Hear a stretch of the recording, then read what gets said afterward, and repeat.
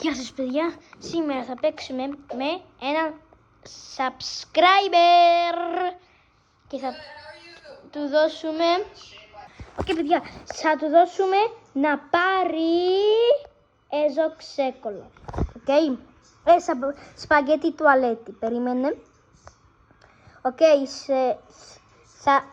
Θα του δώσουμε, περίμενε ένα λεπτάκι, να κάνω αυτό. Παιδιά, θα του δώσουμε σπαγγέτι τουαλέτη. Πάμε στο base του. Θα του πω στο chat, παιδιά. Ένα λεπτό, έλα. Έξω. Του είπα.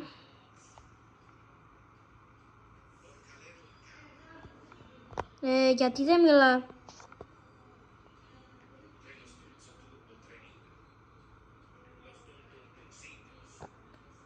Νομίζω κάνει typing. Για να δούμε. Τι θα πει.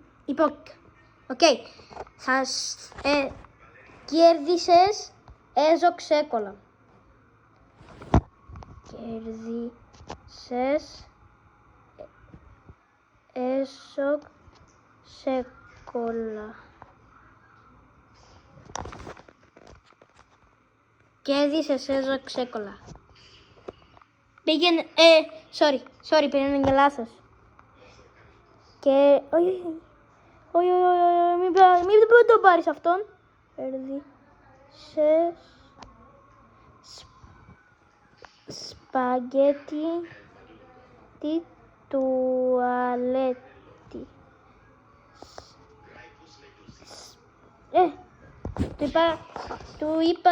Του είπα ότι κέρδισε σπαγγέτι τουαλέτη.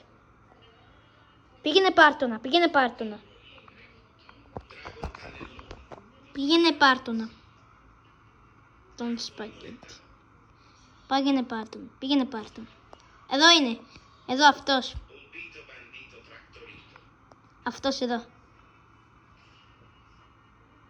Πήγαινε. Δικό σου. Παιδιά, και έτσι νίκησε ένα absolute σπαγγέτι τουαλέτη, παιδιά. Πείτε μου κι άλλα αν θέλετε κι εσείς.